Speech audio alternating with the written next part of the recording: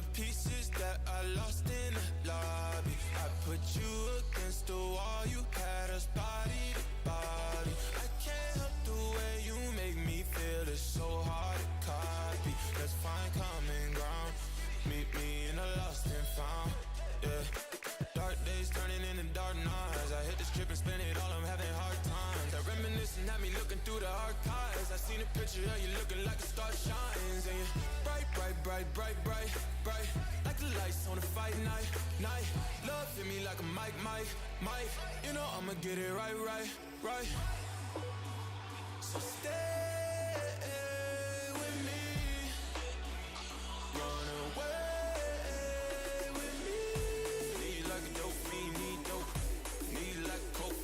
Coke. Even though your heart cold, ski slope, I really hope the song bringing me close.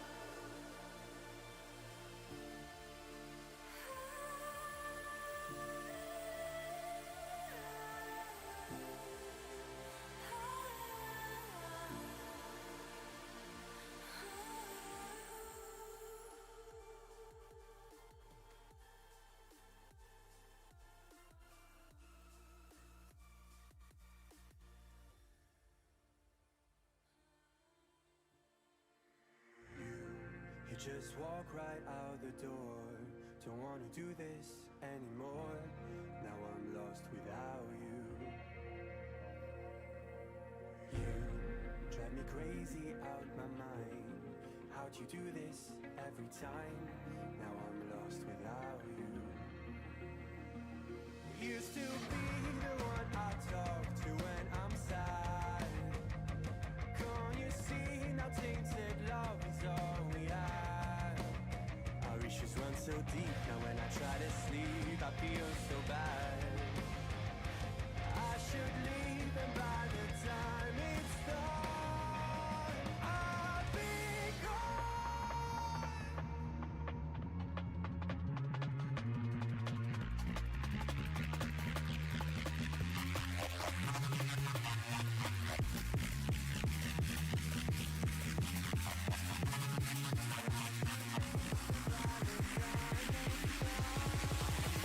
I'll be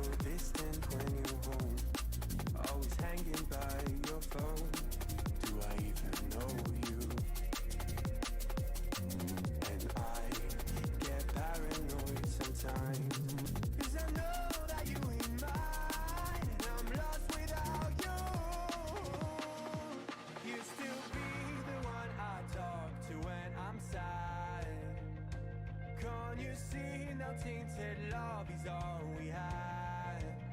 Our issues run so deep, now when I try to sleep I feel so bad. I should leave and by the time it's done I'll be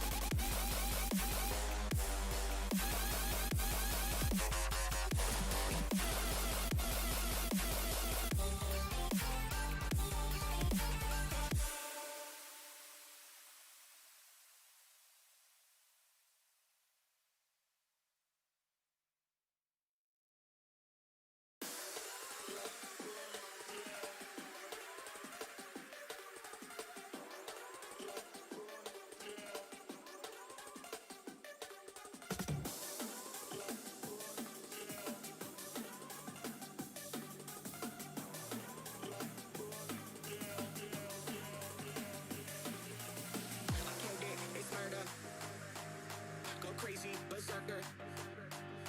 I killed it, it's murder. Go crazy, berserker. I killed it, it's murder. Go crazy, berserker. I killed it, it's murder. Go crazy, berserker. I killed it, it's murder. Go crazy, berserker. I killed it, it's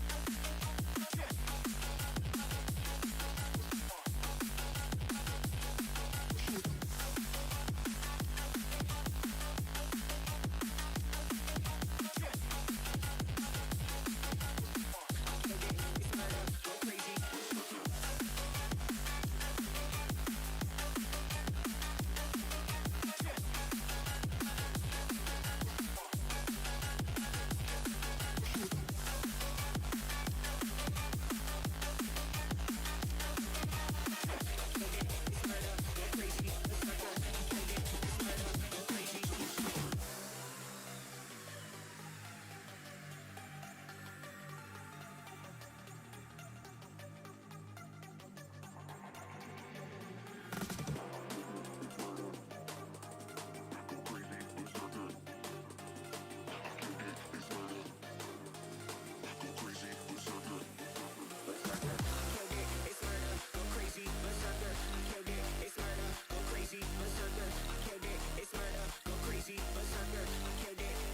Go crazy, berserker.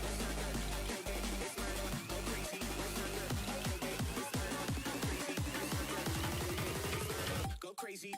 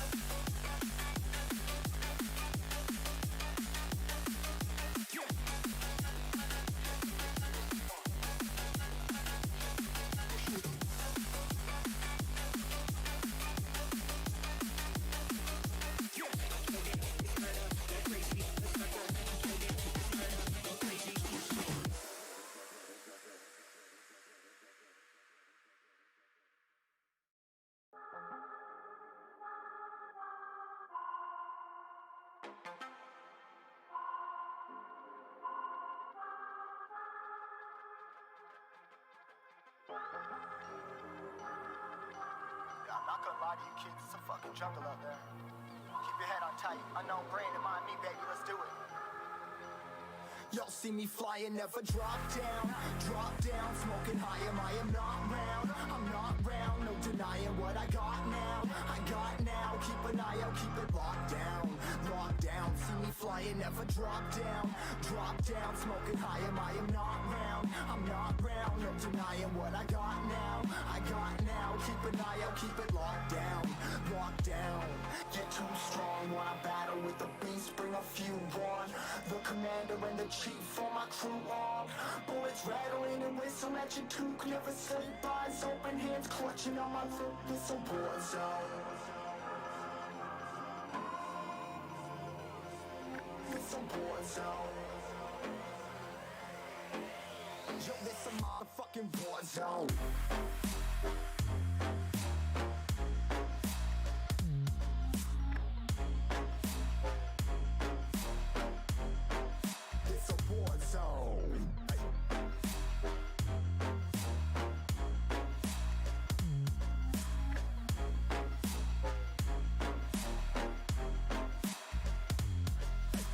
the impact. You break it open, leaving nothing fucking intact. Hey yo, you been hacked. You're safe, hard in, but I found it, homie, been cracked. Hey yo, we been back. Your band stacking, see you flexing with the thin stack. Hey bitch, you been whacked. I kill 'em all, feel a motherfucking impact.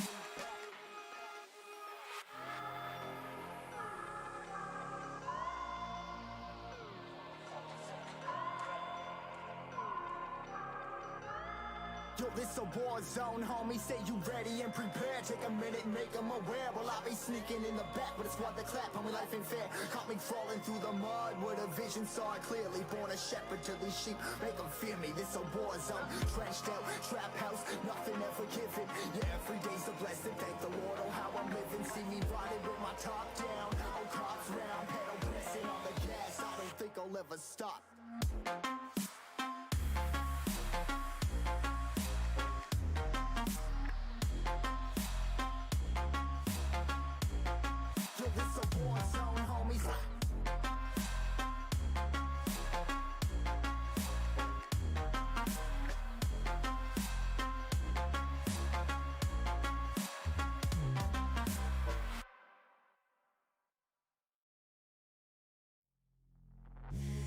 Take me in the smoke, breathe me in and let me go.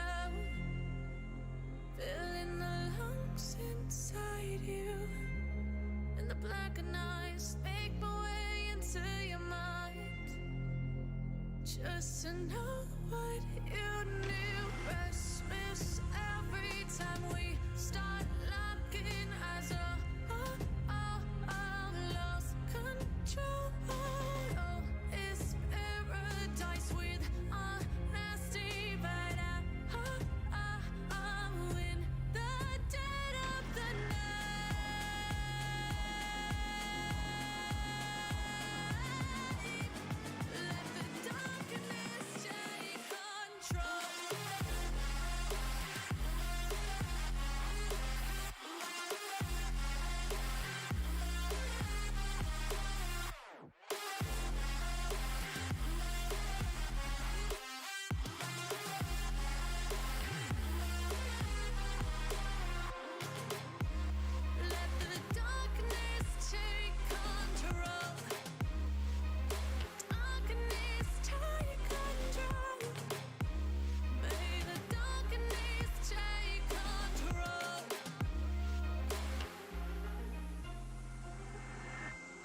Take me in the smoke, breathe me in and let me go. Sink to your heart to find you. Open up your eyes till you're blinded by the lies, so you can see what you do. Restless every time we start locking eyes. Lost control.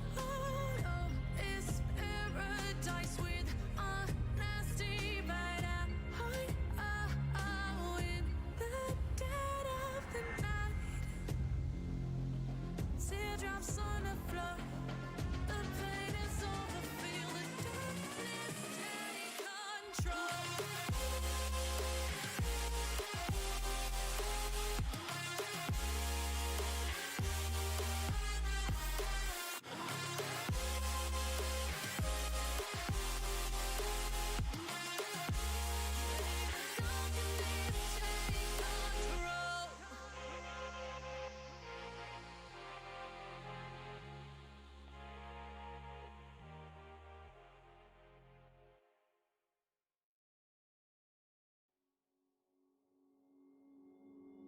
Took a swing at a wrecking ball and I prayed for my downfall, and I found a way to reconcile, 'cause in my heart it's not worthwhile. It's a bloody battlefield where some go down, others heal. In the end it's all the same. All you can do is play the game. Oh, do we say goodbye? Refuse to question why. I'm sad to say I'm sorry, so lie. Pretend that you're okay. Swear to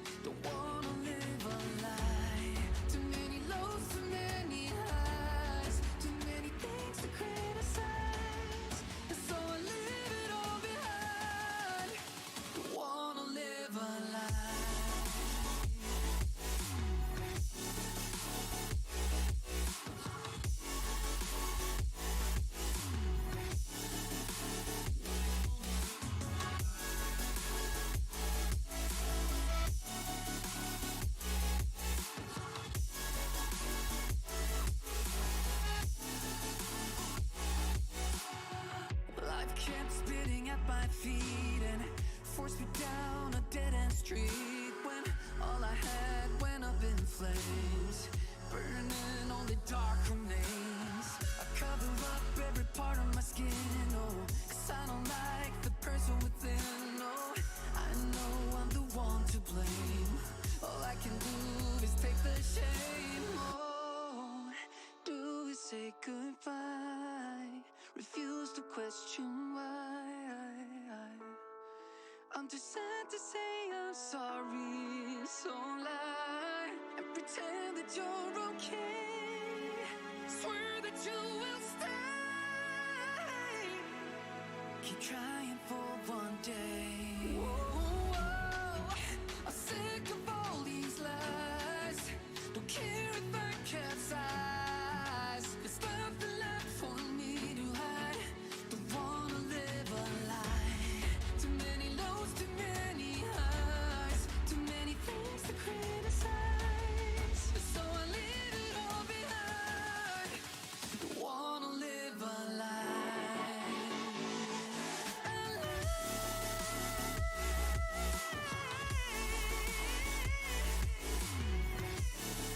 No, don't wanna live a lie.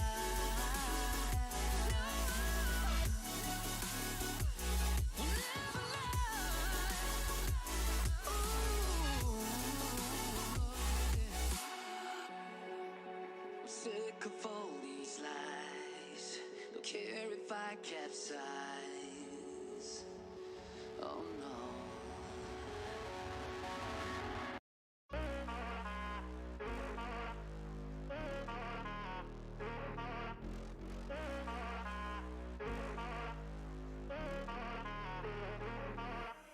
Real love, now I see you. Yeah, you know I do, to make it through the times we had. I see it now, I see it now. Real love, now I break through to show to you that I'm more good than I am bad. I work it out, I work it out. And I'll be somewhere that you need me, and I'll be holding my breath, waiting for you to show.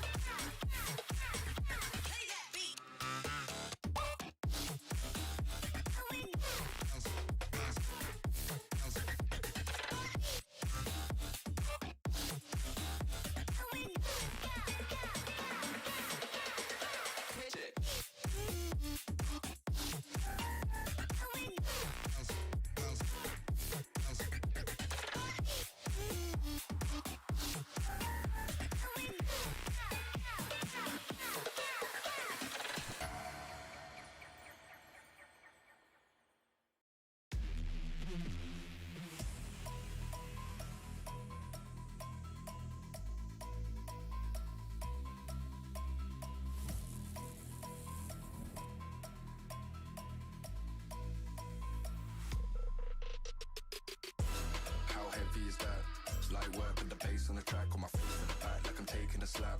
I need a drink, but it's straight from the tap. And I'm hating the slack, couple man slide around like the hate in the gaff. Please start talking that trash, cause the vibes and the fun all the way to the back.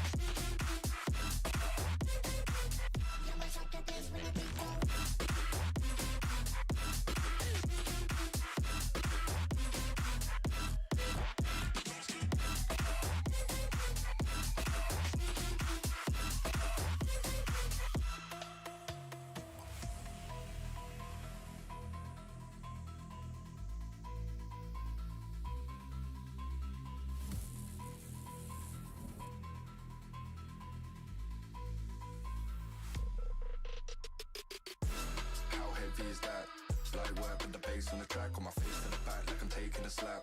I need a drink, but it's straight from the tap. And I'm hating the slack, couple man slide around like the hate in the gaff. Please stop talking that trash, cause the vibes and the fun all the way to the back.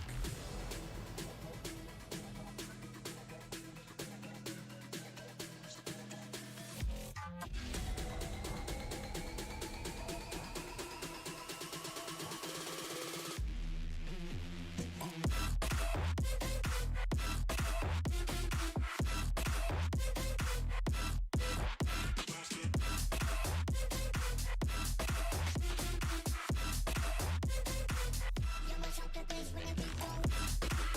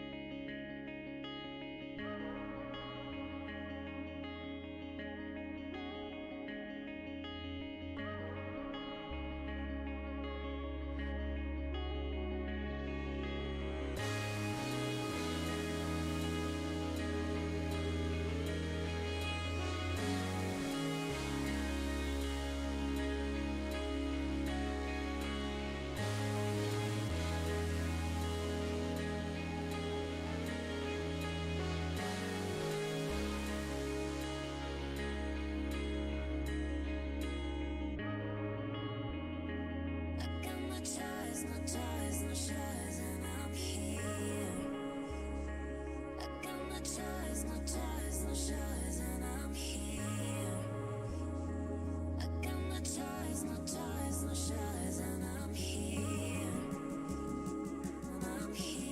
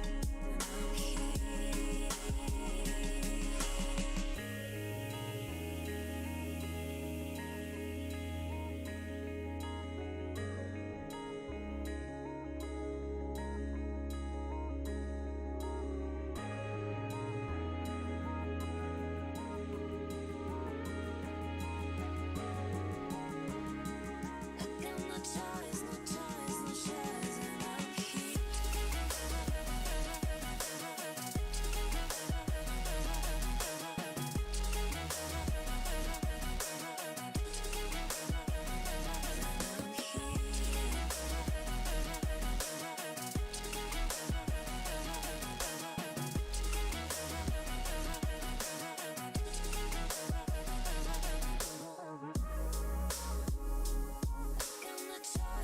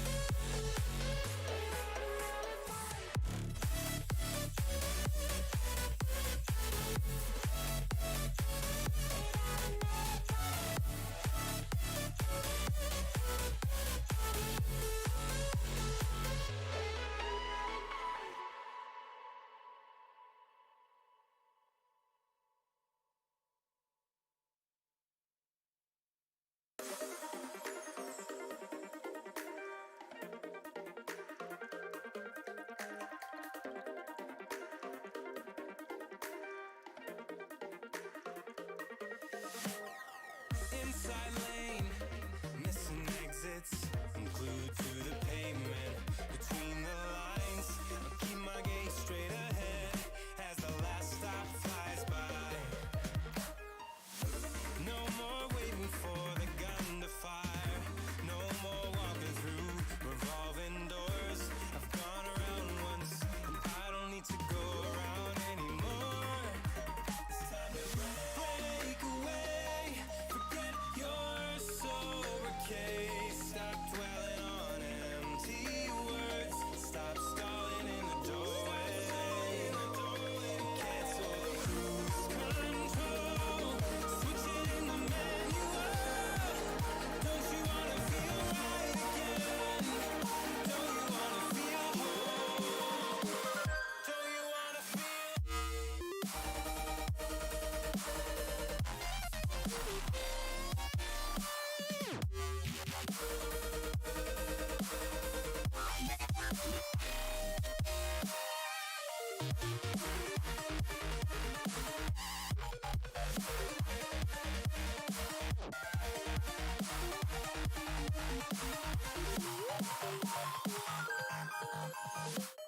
Full steam through the setbacks. You can't win them all, but I'm proud I tried. I'm glad we had a dialogue. It's good to shape the mind. Speeding up the pace, turning up the heat. Where I need to be for the first time. Taking risks, I'm casting off without a lifeline. Break away, forget your sober case. Stop dwelling on empty words. Stop stalling in the doorway. Cancel the cruise control. Switch it in the manual. Don't you wanna feel right again? Don't you Salut Matt. feel whole? Don't you wanna feel?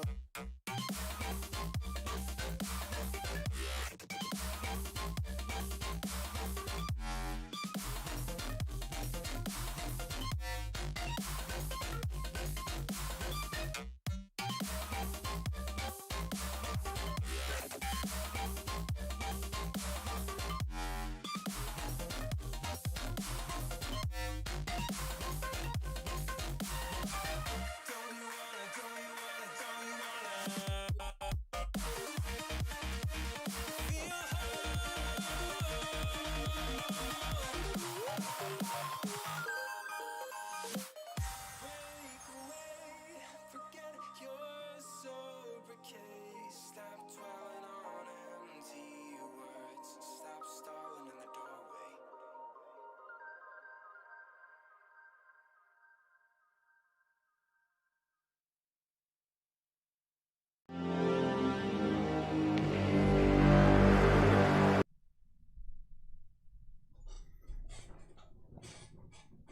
Is watching. Welcome to OPCODE Virtual Summit.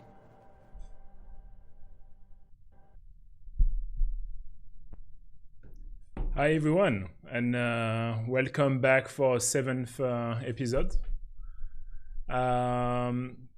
So yeah, we learned some good stuff in the chat from Spender about the null pointers on Linux. I would recommend you to catch up on the backlog. So for today, what we're going to be discussing about is, I'm actually quite green. I'm not sure why. But yeah, so what we're going to be discussing about, first we're going to have a keynote from Will. Then who's going to give us his perspective on, well, from a VC actually. I'm not sure actually what's the keynote going to be about exactly, but Will is pretty cool. He has been very active in the cybersecurity investment space over the past years. So I'm sure it's going to be pretty interesting. He also started a group called Security Tinker, which I think probably has like almost 2 years. I think it's probably like we can ask him after, but yeah, definitely been a while. Then we're gonna have Christophe, who is gonna be talking about Azure Directory in Azure, so not about Azure Active Directory, which is what I thought initially. And yeah, and for the last presentation, which was supposed to be about null pointer attacks, about a tweet that Walid posted. He sent me a message like a few minutes ago telling me he cannot make it, unfortunately. So I'm not sure why, but we'll still go through his tweets after, because there's still like some interesting stuff to be said about it, since some details have been published already. And yeah, we asked Spender in the chat, who said on Linux this is not possible. So because of the way SMAP is managed. So that's also pretty interesting to know. So just a quick reminder. So for those who are watching for the first time, so it's every 2 weeks. The next episode is gonna be on the July 1st, same thing on Wednesday. And so if you want to submit a paper, you're more than welcome to apply to the call for paper. If you want to join us on Discord, you have the link here, just right here. And don't forget to subscribe to the YouTube channel, so you can make sure you have all the videos when they happen.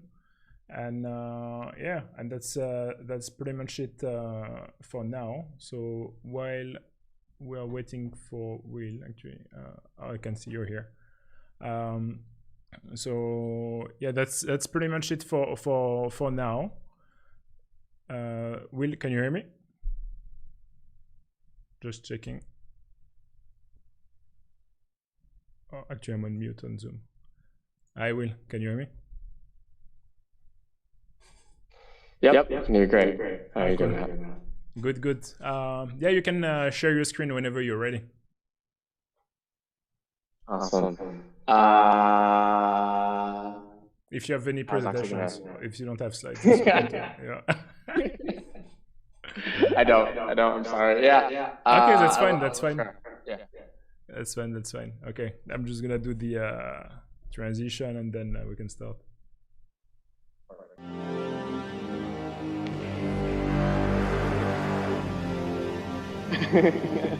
The future is watching. We can definitely fill 45 minutes. Welcome to OPCODE Virtual Summit. We can make it 30 if you. Oh yeah, 30. Yeah, easy. Yeah, you're up.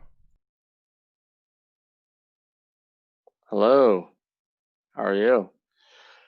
Thank you for the opportunity to speak today. I'm excited to present to this awesome group.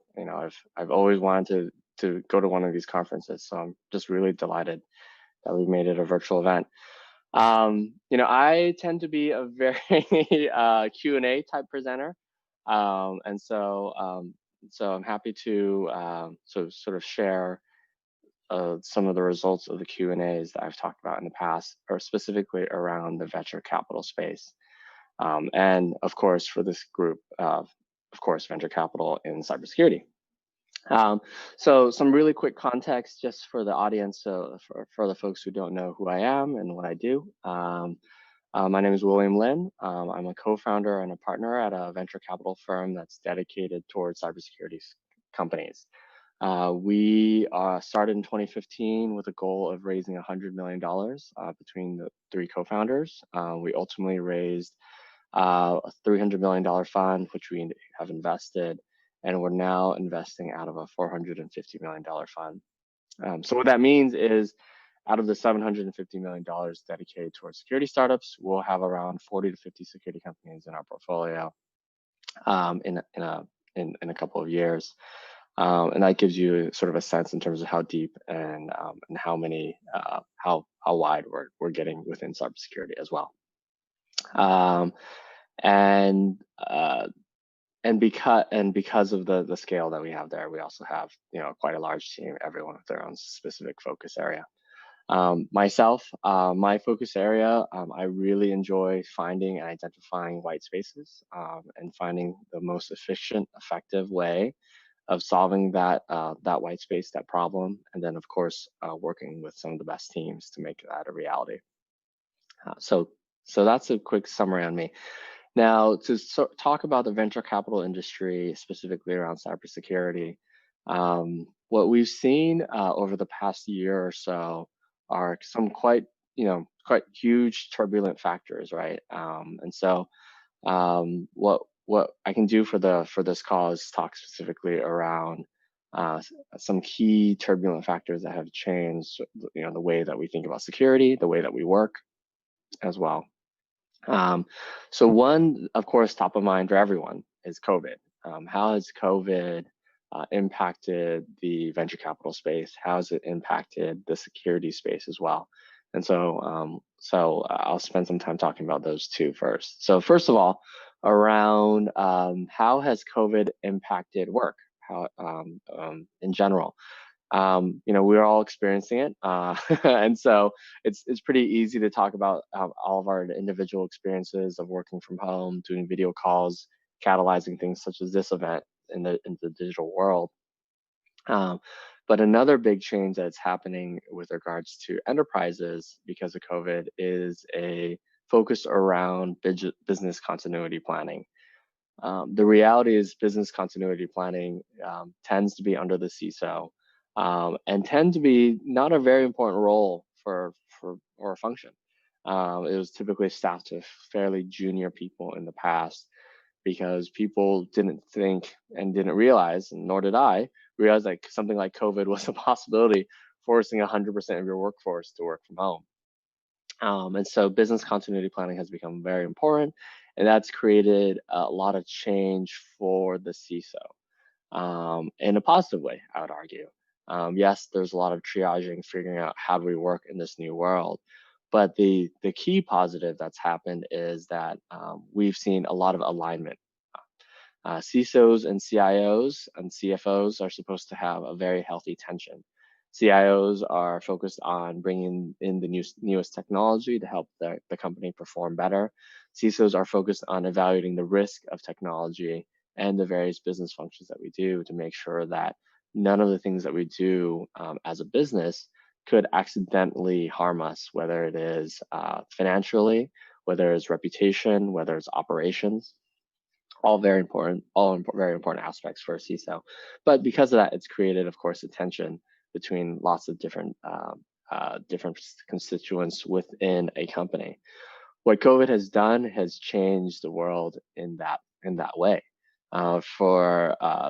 Because of this conflict, because of this change, CIOs, CISOs, CFOs, they're all 100% all on the same page right now. They're all focused on business continuity. And what that's enabling is it's enabling everyone to think about the world in a different way.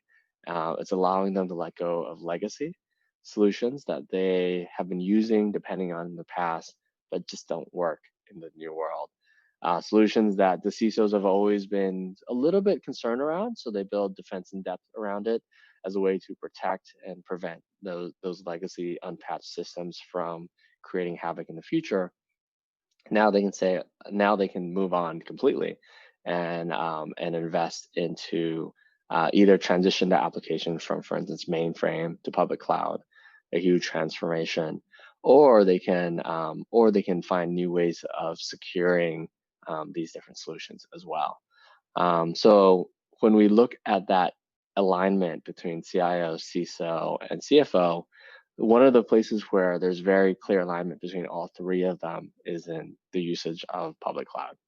But public cloud enables customers to have business continuity planning, right? High availability is the name of the game when it comes to economies of scale and services at the public cloud scale. On top of that, a lot of folks thought about the possibility of saving money while moving to public cloud. The reality is that it might not be saving as much as people expected, but every day they're finding more economies of scale. Every day, public cloud vendors tend to be working on reducing the cost of their solutions. And so there is a natural visibility to benefiting from that economies of scale over time. And most importantly, when we think about the latest technology that is built for scale, that is built for efficiency, a lot of that tends to be built with the public cloud world in mind. And so a lot, as this new technology that's enabling companies to move better, faster, and cheaper moves into the public cloud, naturally customers are also moving to public cloud as well, which is enabling a key transformation amongst multiple sectors within security. So transitioning now to talking about security, we talked about before about how the world has changed. We talked about, and now what has changed in security as a result of COVID. The easiest one to talk about is the topic we were just talking about, public cloud. So what is public cloud doing to the security world? It is changing the way that everyone thinks about the various categories of protections that we've always used. I'm a really big fan, and a shout out to Sunil Yu of his cyber defense matrix.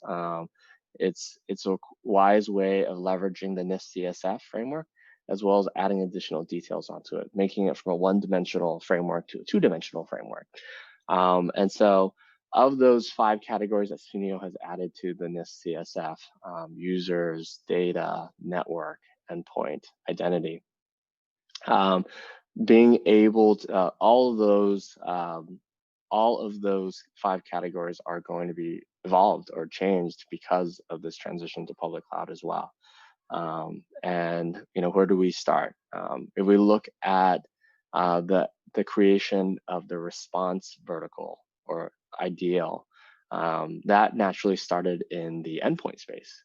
And concurrently, we saw, of course, network companies work towards providing a response function. We looked at identity companies look at providing a response function, and of course, endpoint companies providing a response company. And we've all clearly seen that the EDR space has been sort of the clear ahead of the pack in terms of those other various categories in terms of figuring out response. And so if we apply that same lessons learned and framework onto this transition to public cloud, it's very easy and logical to realize that the endpoints will become a key component to this transition to public cloud, and being able to get visibility, being able to respond, being able to detect are all going to be key components as the world evolves due to COVID. Another trend that we've seen even pre-COVID, but aligned with everything that we're talking about here, is this gradual digital transformation that every company is undergoing. Because companies are spending more time realizing that their consumers, their constituents, their employees are working in more and more in SaaS applications, more and more in the public cloud.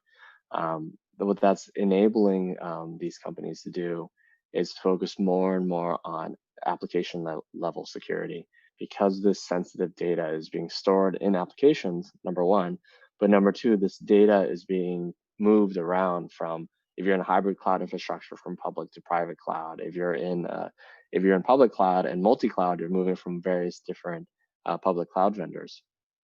So how do you get visibility? How do you get control into everything that's going on in sort of the application world?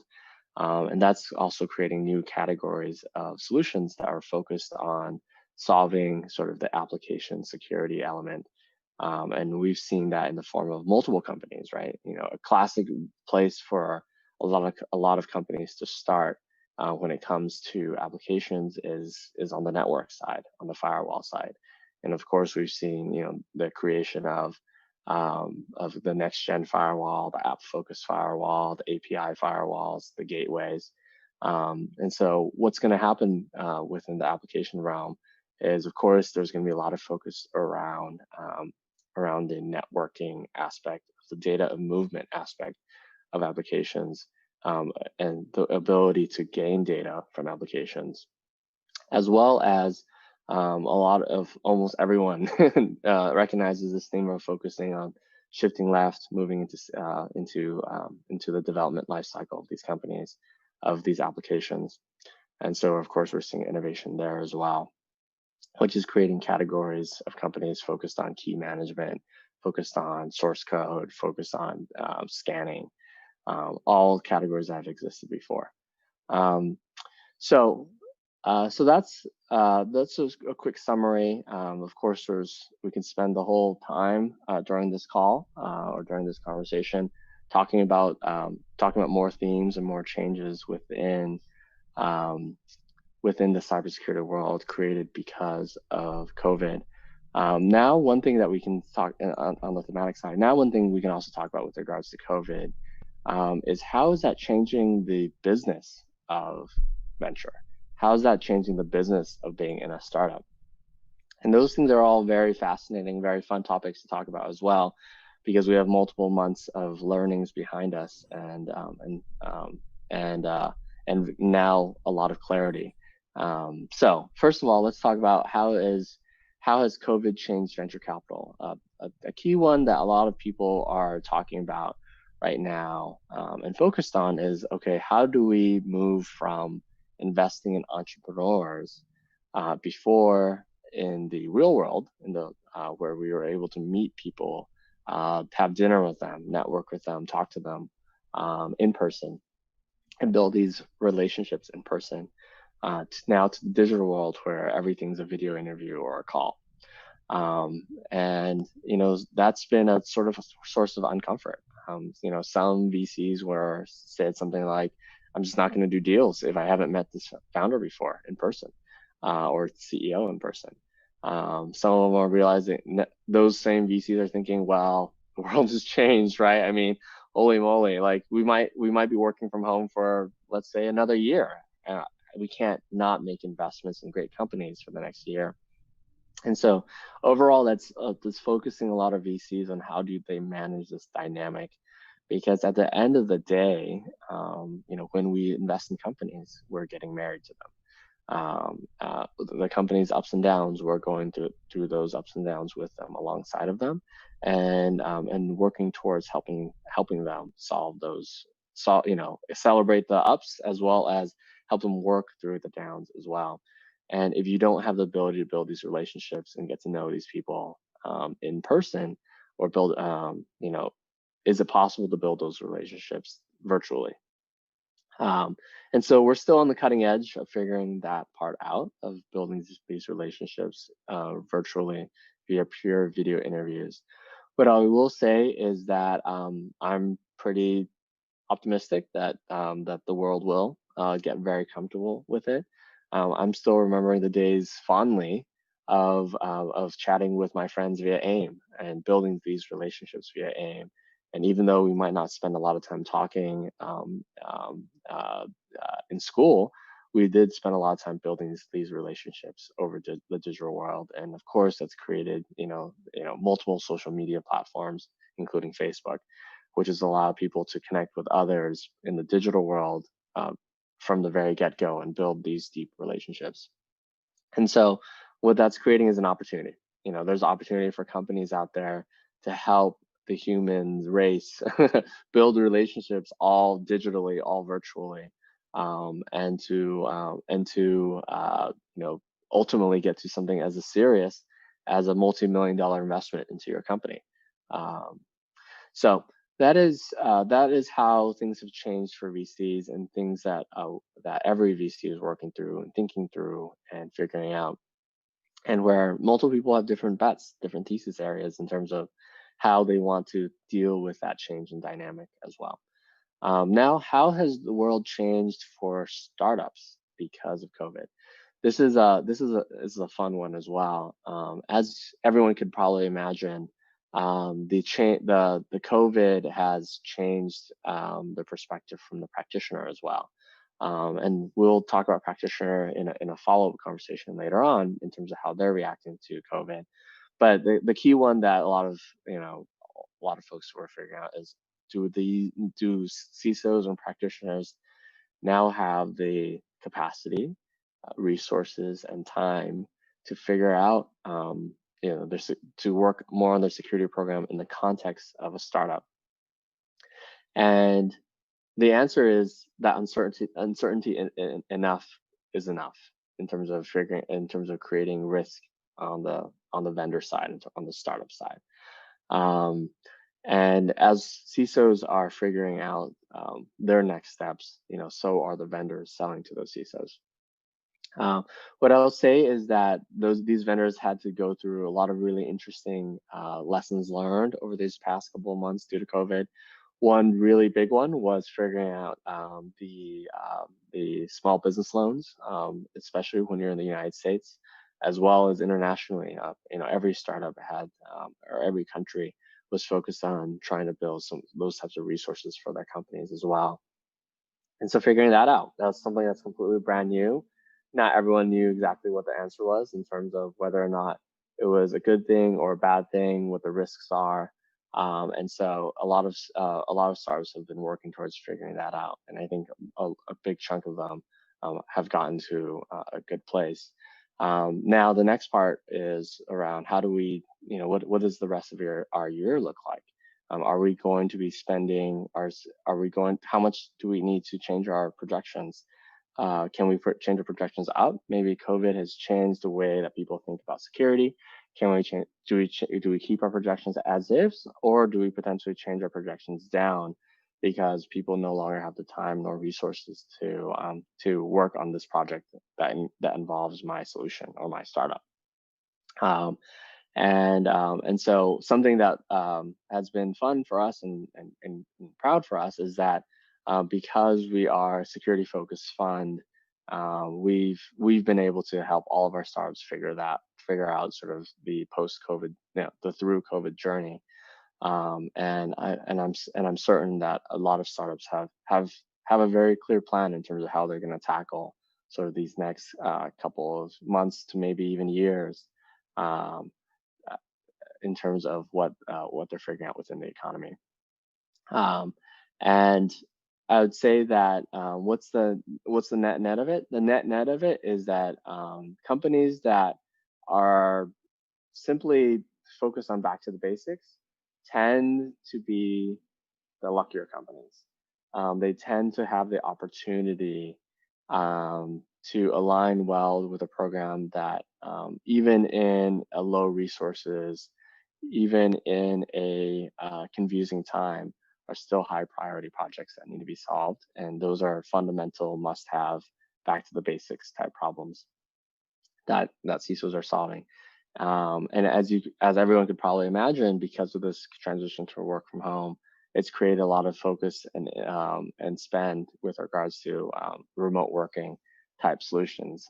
Things as simple as, for instance, a VPN as an example. Things as simple as Zoom, in terms of video communication and being able to work with each other. And so what we've seen is that companies that are well aligned to those work from home themes have benefited in the short term, and they will probably continue to benefit in the long term as the remote work theme continues on in this business continuity plan that every CISO is building for their company, as well as the many other shifts that are going on within the world. Alrighty, so yeah. Oh yeah, please, Matt. Please. I was just talking. I was just like, I don't know, this is Q&A. I'm just happy to keep on going. I mean, I thought it would be a presentation, and then every time I wanted to jump in, I was like, well, your questions are better than mine, so I would just let you talk, But that's pretty cool. You raise some interesting points, one of them is the BCP, the Business Continuity Plan. To be honest, that's something I've never heard about until a friend business got on fire last year. And I was like, oh, what's a BCP? He's like, oh, we have to do this. I was like, oh, interesting. And when the pandemic happened, he started to send a bunch of emails to a bunch of the investment he has made, like angel investment, to ask for BCPs. To the startups. I was like, I'm pretty sure most of startups don't even know what's a BCP, they won't hire Ernst & Young or Deloitte to give you a BCP type of thing, what are the requirements around it. But so if I understood correctly, what you are saying is security is kind of transitioning to be risk focused to more business continuity type of focus, where well, we just like kind of like what we have seen with WannaCry and NotPetya, where people are like, well, we don't always have a critical infrastructure, but does not mean that we want our business to shut down because it's also going to impact us and our employees. Do you think like the general focus, like the mainstream focus, is more understood if you tell them, well, cybersecurity is to make sure your business does not go down than an actual risk, like in terms of narrative, it resonates more? Or? I think it's definitely it is a function that the CISOs have had that is more important, and it is a critical way of them being able to continuously communicate with their teams as well. So I wouldn't say that, CISOs are becoming, business continuity planners, of course, or focus more on risk. That's definitely an overall trend in terms of moving it towards risk, but not only business continuity, of course. But it is a function that CISOs were given in the past that, just wasn't very much appreciated as a function. And now, because of what's going on, is much more important. I see. And another thing that you are mentioning is, well, from a VC and for like startups, obviously a lot of like cybersecurity investment are like US centric. But now that everyone is remote, do you see more like startups having like distributed teams to kind of like, because like distributed teams is something that had been like mentioned quite a bit. Like for instance, like Automatic, like the WordPress companies have been doing like they're fully distributed. I think Buffer.io also, like they were like quite focused on distributed teams. I think that's something we're gonna see more like with startup in general, like also like with security. Is it like, how does that work for like VCs obviously? Because I guess like the main focus was always the US, right? Like they would be like East Coast or West Coast companies. But now that you are mentioning, you still like conduct like interviews like on videos, otherwise it means you may not do any deal for 1 year. So how is it going like with that? Yeah, I think it's a really, really good question. In terms of building a team, that's what makes or breaks any company, startup, large company. And that team building process, everyone has different experiences in terms of how they built their team, how they've made it successful, or failures that they've learned from that they want to avoid as well. And so in terms of a trend towards moving towards more remote, I'd say that there's definitely more acceptance of it, and thus more people doing a remote workforce. The key piece that will unlock more people to do more remote work or more remote hiring will be focused around how do they build a team engine. So team engine is, how do you find the people? That's of course a really important one. How do you qualify them? Make sure that they're going to work well for your team's culture, your firm's culture, as well as this remote work world. How are you going to train them? Because everyone wants to get better at their job. And so how do you help them get better at their job, and how do you teach them? And that training component, that culture component, are the two really tough ones in the virtual work world that not everyone has the confidence or the knowledge or the expertise in. And so the good thing is that that knowledge is being created by a set of core companies, and then that knowledge is being distributed as people move from company to company as well. And so overall, yes, there's definitely going to be more remote hiring in the future, and a lot of it being driven by both the knowledge component around creating comfort around it, as well as ability to make it successful. But then the second one, of course, is it's sort of mandatory. We sort of have to do it as well. Yeah, no, definitely. Like from experience, like if you like source like remote people, it works better if they are senior or above. Because like if they are juniors, it's a bit more complicated to like kind of like manage, or even for themselves for their growth. I guess I would say like the good thing about security is like since people have been on IRC since like the 90s, they're used to like talk communicate remotely. But I can see it can be a problem, for instance, for because you have like you know that better than me, but like since you have like companies at different stage, like when you need to focus more on the sales, or do your sales like remotely, without like interacting physically with customers.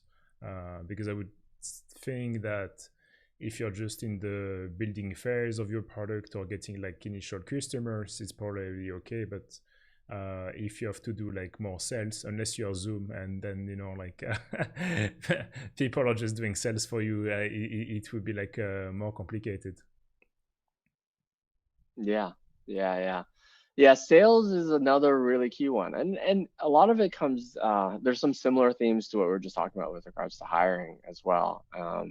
And a big one is trust. And then the second one is and how do you build trust in sort of the virtual world?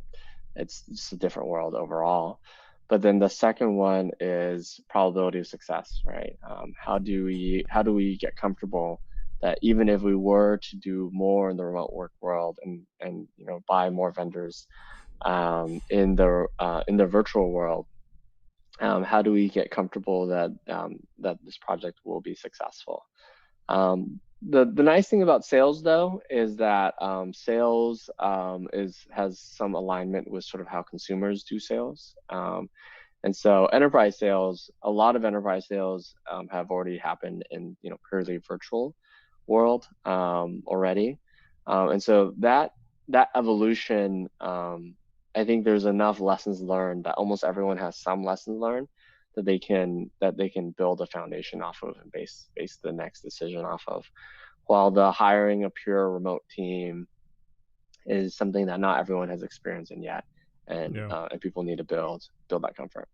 Yeah, I guess it will happen like at some point for like for security. Like so far, it was mainly like e-commerce or like like web platform. Security was a bit more tricky because it was always like enterprise sales oriented rather than B2C. But yeah, and actually I have another question, because a lot of people tend to forget a lot of VCs also have to do like a fundraising and to pitch to like LPs without mentioning any names, obviously. Like how did the COVID pandemic impacted like VCs trying to raise with LPs? Like what happened with VCs now? Because if we look at the stock market now, it makes like 0 sense. So it almost looks like that everyone is just like putting all their money in the stock market since everything crashed because of the Fed announcement. So has it been like impacting like VCs raising money from LPs or not yet? Yes, yeah, it's definitely made impact. Yeah, the best way to summarize it is it's very akin to how a customer purchases, how a CISO would purchase. A lot of them still have as much budget as they had before pre-COVID, but it's sort of just helping them think about, okay, how do I prioritize this? What am I going to do differently now because of this versus then? And because of that reprioritization effort, I think that's been the biggest impact to what LPs are doing. And also keeping in mind, there are many different categories of VCs as well, or LPs as well, and each of them are reacting to it in a slightly different way as well.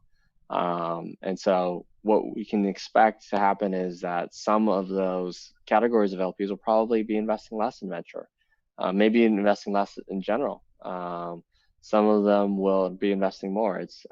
But because of that change, sort of we're reaching a new normal. And so as a investor of capital, we need to think closely in terms of how we who are the LPs that are most positive around working with venture capital firm as well. So would it be like family offices or like government like funds, like like Fed powered like funds, like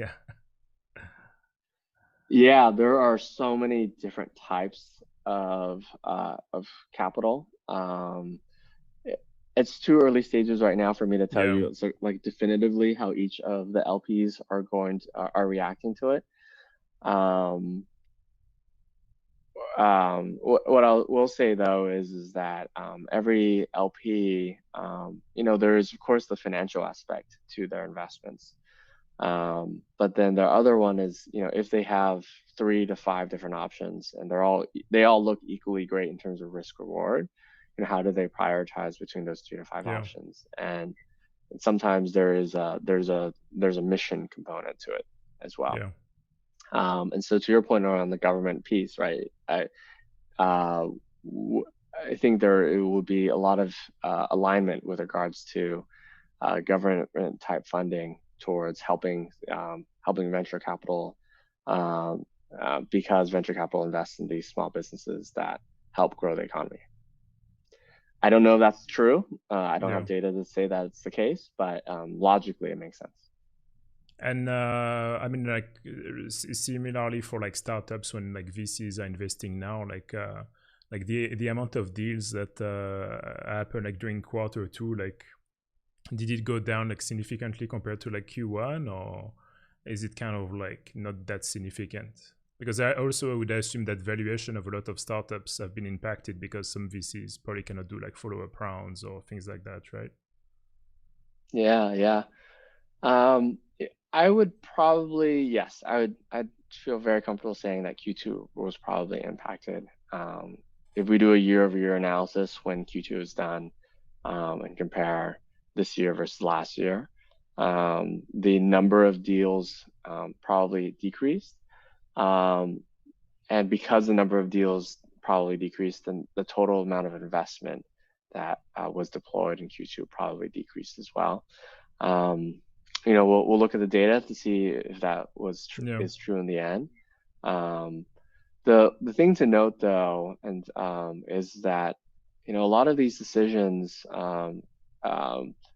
are made before an announcement. Yeah. And so even though announcement is in the Q2, the decision or the dollars might have been made in Q1. And so the place where we should be really looking for how Q2 was impacted is by looking at Q3 data,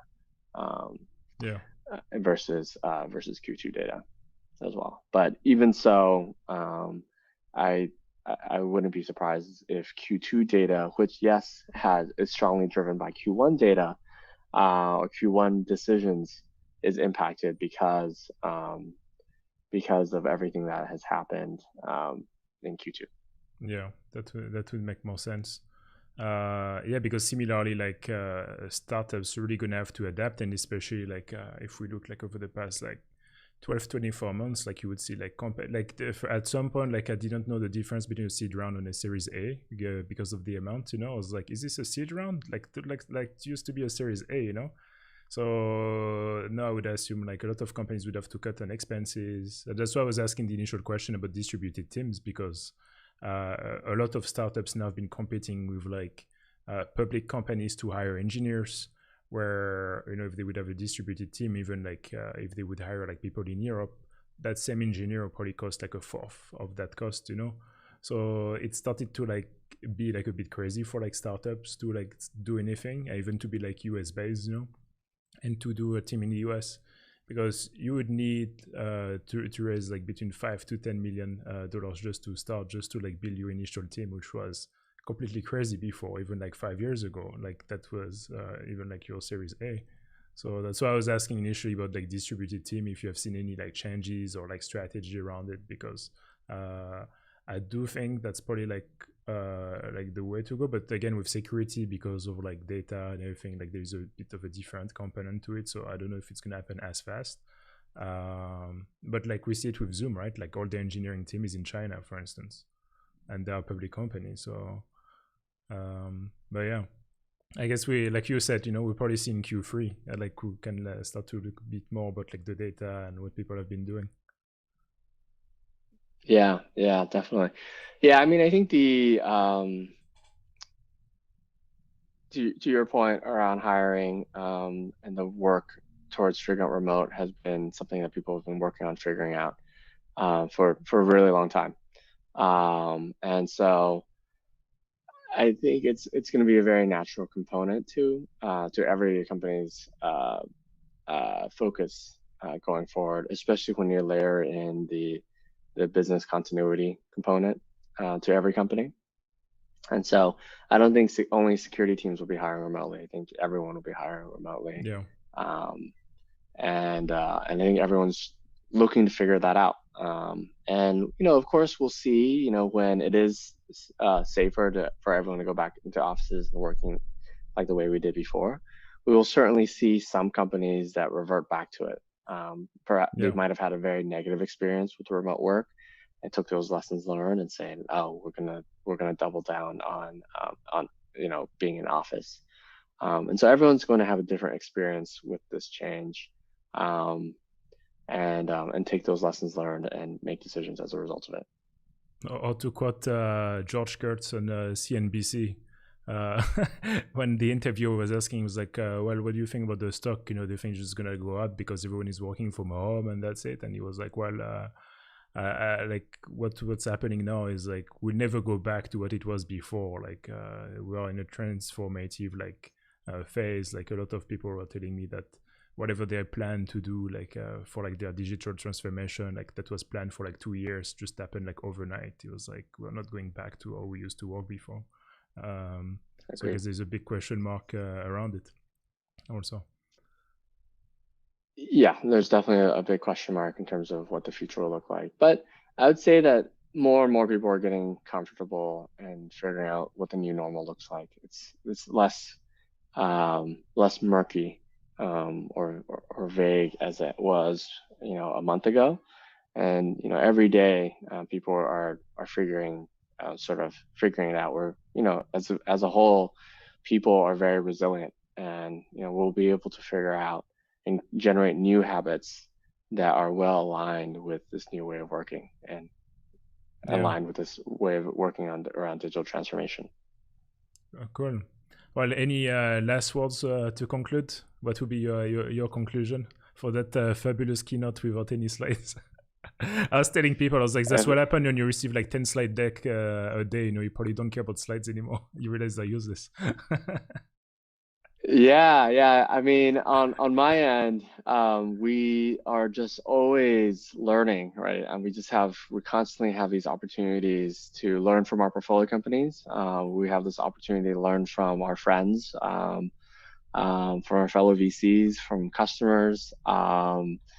And as a part of it, a lot of this knowledge is always stored in our head. And the second it's put down on paper, it's going to be out of date in a very short while. So I'm happy to be able to sort of talk about key themes that we are seeing that are relevant in today's world. Definitely. Well, thanks again for joining us and for accepting my invitation and to come and for coming to speak here. I really appreciate it. It was very interesting. Well, since it's live anyway, it's already up on YouTube, so people can, if you're just watching now, like you can just rewind and watch it. Well, thanks again, Will. And for those who didn't know Will, just go follow him on Twitter and LinkedIn. He's always posting a lot of very interesting stuff and making regular security tinker announcements in addition to his work. And he has been involved with a lot of thought leaders in security. By the way, when did you start Security Tinker? Is it 1 or 2 years ago? Or 3? 2 years ago. 2 years ago. Yeah. So and in 2 years, he really managed to gather a lot of really good security talent. So very smart way of gathering intelligence on the industry, but at least he's getting a lot of data from really relevant people in the industry. So you should check out his profile for his analysis every time something comes out.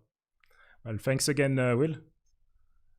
And, thank you, Matt. I appreciate the opportunity to speak. I always appreciate the opportunity to find ways to be helpful, to help others, and to share knowledge. And so, really, big kudos for what you've been building, and thanks for the opportunity. Thank you. Thanks to you too. Take care. Take care. Bye.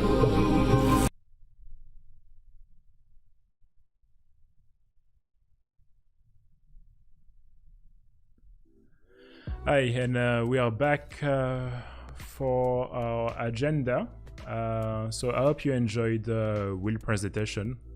Obviously, it's going to be available after, or even now, actually.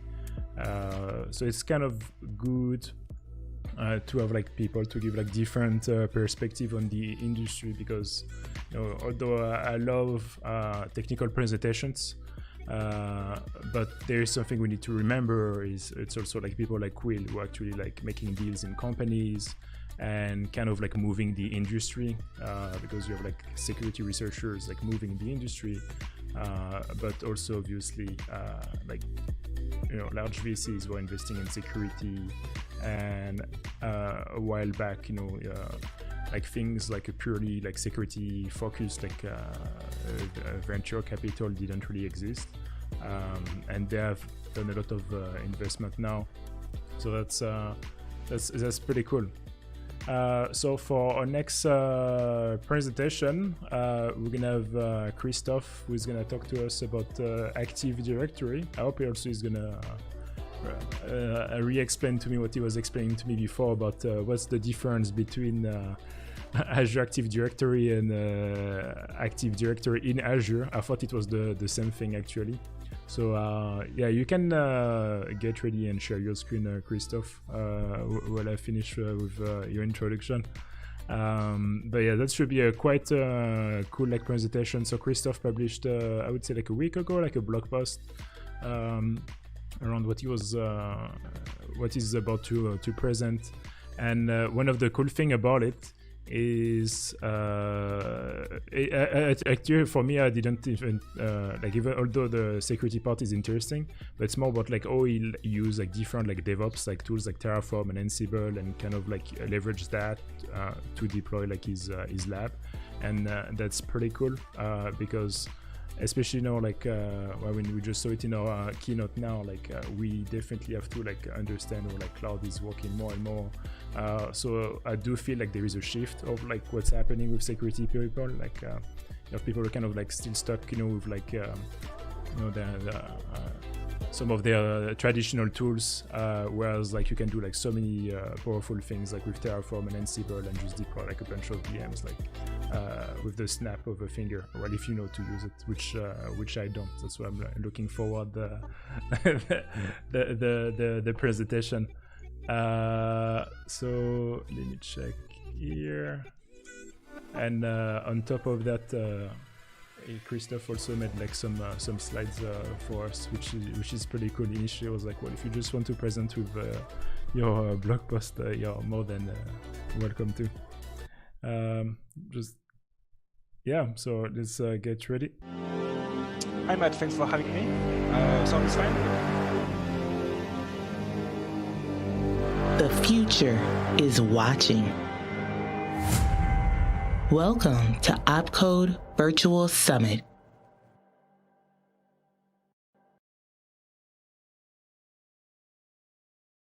Hi Matt, thanks a lot for having me. Hi. So as you said, we are going to discuss about the automation of Active Directory labs in Azure. And as you said, it's actually pretty confusing because there is a project from Azure which is called Azure Active Directory, and it's not at all Active Directory in Azure. So we'll discuss it a bit later. All right, can you see my screen? Okay, great. So we're going to discuss some use cases for Active Directory labs, because first, why do we want to build some? Then we are going to check out some tools from the DevOps ecosystem. So things like Terraform, Ansible, and Packer, and we're going to see how they can help us build this kind of labs. And then I'm going to talk about ADAS, which is a tool that I've been working on in the past few weeks. So a few words about me. I'm French, as you can hear from my accent, and I'm living in Switzerland, working in the security team of NextThink. So about labs.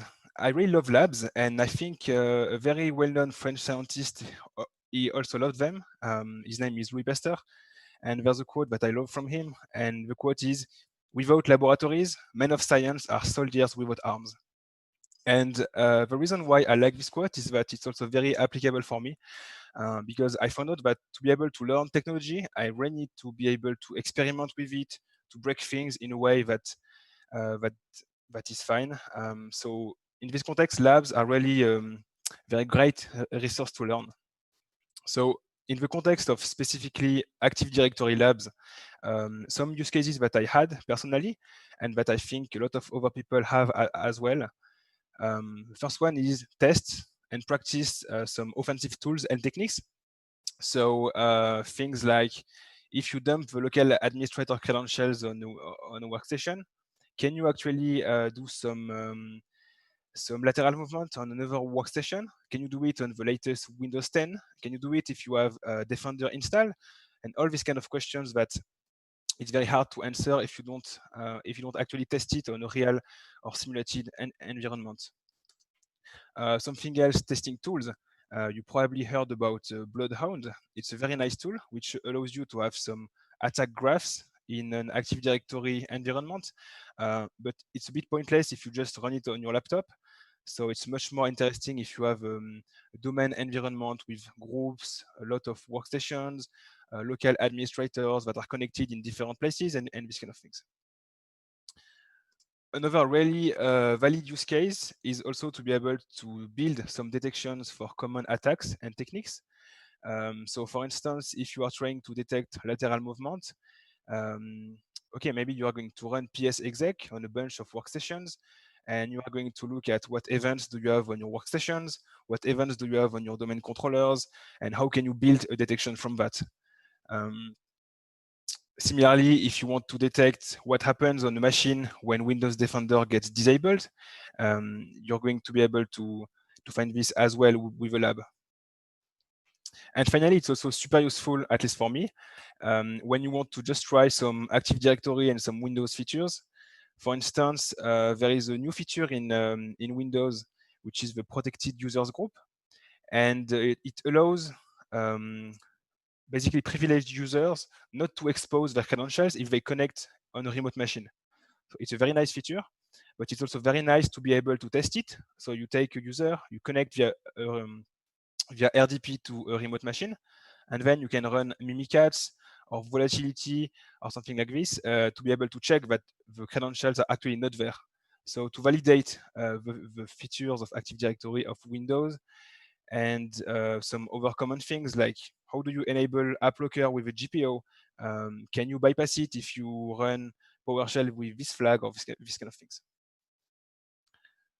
So now we have the use case for why we want Active Directory labs. So now let's check out how we can build Active Directory labs. We're just going to lay down a few simple requirements. So one of them is going to be, we want a Windows servers as one Windows server as a domain controller. We want multiple Windows 10 workstations, multiple because it's nice if you want to test lateral movement. And we want the lab to be relatively easy to spin up and to destroy, because typically the use case is going to be, you want to try something, you spin up the lab, and once you're done, you just shut it down. So in this use case, we also want it to be relatively fast to spin up, as in if it takes 6 or 10 hours, it's not going to be doable. So now we know that we want to build the lab. How, like, where do we build it? We have the option to build it locally on our laptop. We can use tools like Vagrant, VMware Workstation, VirtualBox, vSphere, Proxmox, if we want to have some more enterprisey things. And we also have the option of a public cloud. So Amazon Web Services, Azure, Google Cloud. So for my personal use case, I don't really want to be tied to my hardware, especially because I think as of today, I have approximately 4 gigs of hard drive free on my machine. So I really don't want to have to free up 200 gigs for spinning up a lab. So in my use case, I'm going to discard the local the local option, and we're going to look at the public cloud option.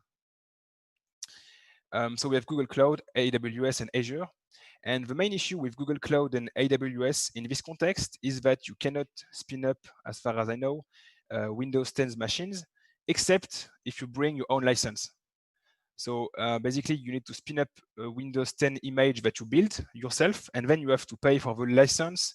You have to enter the license key and these kind of things, which is not really practical in the use case where we just want to be able to spin it up easily and for a short amount of time. So we're going to focus on Azure for this specific use case. So Azure supports Windows 10, Windows Server 2019. And the main downside that I saw from my experience with it is that the API is a bit slower, and creating the virtual machines takes quite a lot of time. So now we know what we want to build, and we know where we want to build it. So now we're going to check out how we can build it. What are the tools that we're going to be able to use? So there are two main things that we want to do. First one is to create the resources in Azure. We're going to have to create virtual machines, virtual networks, network security groups, public IPs, and these kind of things. And the second thing is we want to be able to configure the virtual machines that we spin up. For instance, we have to create a Windows domain. We want to have the workstations join it. We want to install some software and these kind of things. So there are multiple ways to do it, obviously. In this case, we're going to use Terraform for creating the resources. And we're going to use Ansible to configure the virtual machines once they are created in Azure. So both of these tools, they are tools that allow you to declare your configuration and your infrastructure in a declarative manner. So instead of having something like a PowerShell script where you write imperative code, in this case, it's more declarative code. And then the tool is going to be able to do the right actions depending on the state that you want to have. This is an example Terraform code where we create a resource group in Azure in the West Europe region and a virtual network 10.0/16.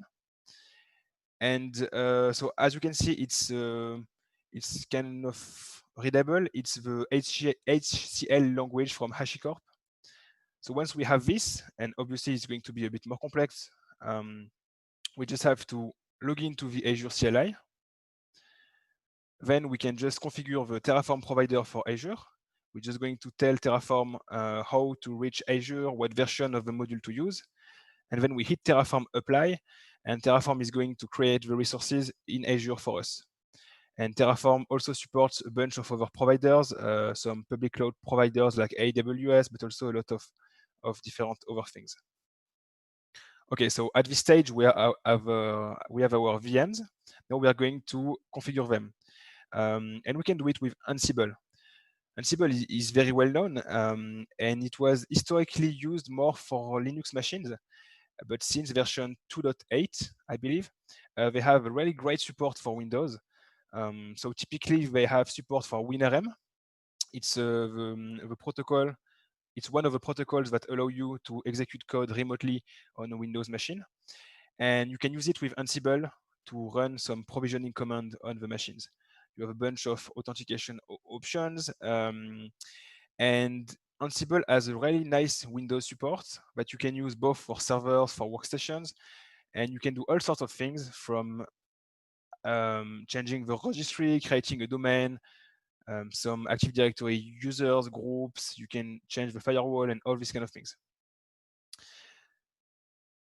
So there is another option than Ansible, and it's PowerShell desired state configuration. The reason why I didn't use it is mainly because I'm not familiar with it, and because I see a lot of ranting, for instance, from Adam Chester. He's a guy who does a lot of security and infrastructure as code, and I saw him ranting on Twitter about DSC a few times. So that's also part of the reason why I stick to Ansible. This is what a very minimal Ansible playbook looks like. You have a set of tasks, and each task has a name and a module. And in the module, you have some parameters. So in this case, we are creating a Windows domain, christophe.lab, and then we are going to make sure that the domain control this for the first time. It's going to take a bit of time because the domain is going to be created, the machine is going to reboot and everything. And if we rerun it afterwards, it's going to be very fast because Ansible will see that the domain is already created, that the state that we wanted is already reached. So it's not going to do anything at the second run, basically. How it all fits together. So you have Azure, you have the Azure API. We are going to use Terraform to create the resources. So Terraform is going to hit the Azure API, and that will give us some VMs, as well as virtual networks and all kind of things. Once we have those, Terraform is going to run Ansible, and Ansible is going to configure these virtual machines via WinRM. So that's kind of how these two things fit together. So we are talking about infrastructure as code, but if we have code, it means we also need to test it, right?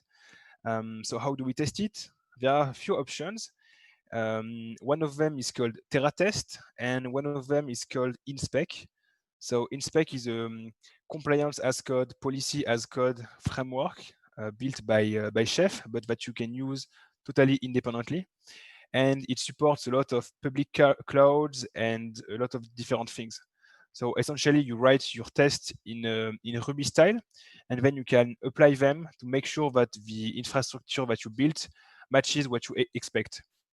So this is an example of how you can write a test to check that an Azure virtual machine in the resource group AD hunting lag named domain controller was created. And then we do all sorts of checks. We ensure that it exists, that it's created in the correct region, that it has the right name and tags. We can do the same for all the resources that we expect to see in Azure. And then we can run this against our Azure subscription. And InSpec is going to check all these points and make sure that what we have in Azure is what we expect. We can do the same more at the domain, like at the Active Directory level, because this is only for the Azure resources. We can do the same by running command on the domain controller. For instance, here we are going to check that the three users, Danny, Brent, and Karen exists in our domain. And we can do the same for groups, for group memberships, for software, and all these sorts of things. So in this case, we would run the test against our domain controller via WinRM, and InSpec would run the command on the domain controller or on any machine, and it would make sure that what we expect is indeed correct. So how do you use InSpec in a kind of continuous integration fashion? First, you have a CI pipeline, something like GitLab CI or GitLab Actions, Circle CI. And then you're going to run Terraform plus Ansible. And at the end of this step, you're going to have a full lab. So you have your full Active Directory lab ready to use. Then we're going to run InSpec against the Azure API, just like we did before. And this will allow us to confirm that the resources are there, that we have the right VM, the right networks, and these kind of things. Once we have this, we can go a bit more granular, and we can check if we have the right users, the right groups, if we have the right features, the right programs installed on the machine.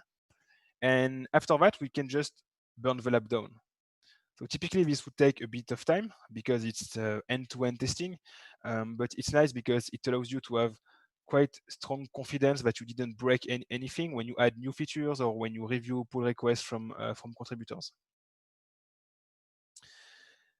All right, so now that we have the use case and the how, I'm going to discuss a bit about a tool that I've been working on in the past few weeks. It's called ADAS. The name is not really original. And it's a tool that allows to create customizable Active Directory labs in Azure.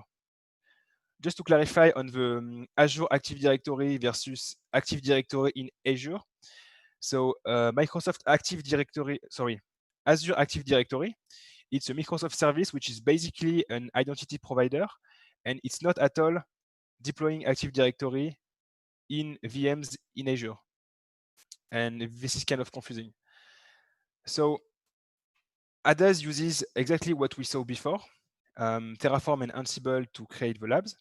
It's a bit more opinionated, and it has some features that are quite relevant for threat hunting and if you want to build detections. So it has Windows event forwarding setup, meaning that you have the workstations that are sending the logs back to the domain controller, which is aggregating them. You have Sysmon installed everywhere. You have Kibana and Elasticsearch for storing and querying the logs. And you have audit policies that are pre-configured. Because typically when you have a Windows environment, you need to set a GPO or a local security policy to have the logs that you want. Another feature that I put a bit of work into is the ability to have a domain that you can customize even if you are not familiar with Terraform and Ansible, because that can get a bit hairy. So we have a YAML file where we can define all sorts of parameters of our domain, things like the users that we want, the name of our lab, the groups, and also the list of the workstations that we want. So if we just want a simple environment with 2 workstations, it's fine. If we want 5 or 10, maybe with different users in different groups that are local admin of different machines, we can also do it. So how does it compare with other tools? The 2 main other tools that I know of are Detection Lab from Chris Lang and Splunk Attack Range by Splunk. And so the main difference, you can see this table in the README, but the main difference is going to be the bring your own license of Windows 10, because Detection Lab and Splunk Attack Range, they use AWS or local VMs, so you need to have your own license. Whereas in Azure, it's included in the cost that you pay for the hourly VMs. And also the logs management, it's managed by Kibana Elasticsearch for ADAS, and with the other ones, it's Splunk Enterprise, which is a very nice tool, but it's not free.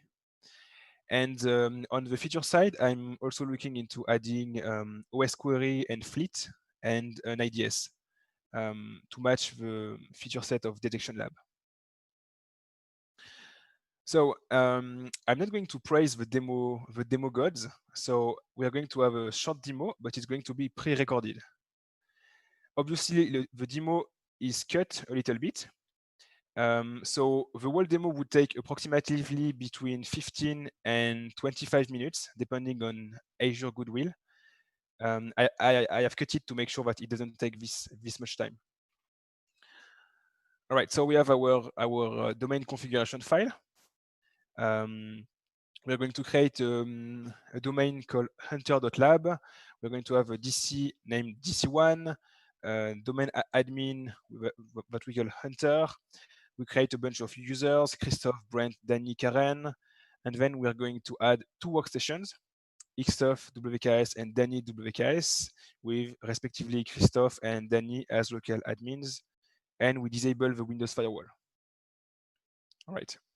So now we just hit Terraform apply. And what Terraform is going to do is to show us the resources that it plans to create. So in our case, it's going to create everything because we didn't run it yet. It's going to create the workstations, the networks, and everything. And once the resources are created, Terraform is going to run Ansible against the virtual machines in order to configure them. As we can see here, it's running Ansible. And once this is done, we have a nice output where we can see the public IPs of all our workstations, the command lines that we can use to directly RDP into our workstations and domain controllers. And so this is automatic. We can just go in Kibana. We can check out what kind of logs we have. All right, so as we can see, we already have all the logs from our Windows environment, and we can already query it. And what's nice about it is that it's totally automatic. So you just spin up the lab and you have a Kibana instance totally ready to query with the logs from the workstations, the domain controller, and you have the logs from Sysmon and the built-in Windows event logs as well. So that was something I really wanted to have because it's definitely the feature that I use the most. So it makes sense that it's automated. So now let's RDP into a workstation to see what it looks like. We have a clean Windows 10 install, which is already domain joined in our domain that we call hunter.lab. So it's already domain joined, everything is installed on it. Right, now we can do the same for the domain controller. So we have a Windows Server 2019 host with Active Directory domain services enabled. And we can see that it's also acting as a log collector, and that the workstations, they are sending the logs to it. So that's it. Basically, we can see that everything is automated, and that's really the goal. In terms of next steps for this tool, so I'm currently working on the inspect CI pipeline, and I will probably be running it via GitHub Actions. So this is work in progress. I also want to investigate how we can make Ansible playbooks faster. Typically, there are some things that I think we can do with using asynchronous tasks. For instance, we don't have to wait that sysmon is installed in order to install another tool. So make things a bit more asynchronous. And there are also three main feature proposals that have been upvoted. So one is to install OS Query on all the workstations and provide a fleet server, which is essentially a centralized tool that allows you to run OS Query on all the machines. Another one is to add a Suricata IDS that would send the logs to Elasticsearch. And I think this is really a good idea because it allows you also to see the network view of some attacks and not only the host-based view. And for instance, Suricata, it has quite a lot of detection rules specifically for Active Directory kind of attacks. I think it has one for NTLM relaying and these kind of things.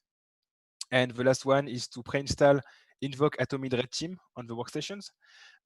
Atomic Red Team is a framework developed by the Atomic folks. And basically, it allows you to run very granular tests for very specific attack techniques in order to test your defenses and to build up some detection rules.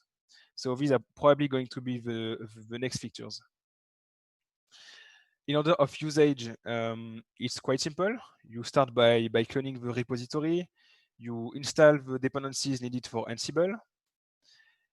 Then you authenticate to Azure. The first time, this is going to bring up a web page from Microsoft. Then you initialize Terraform.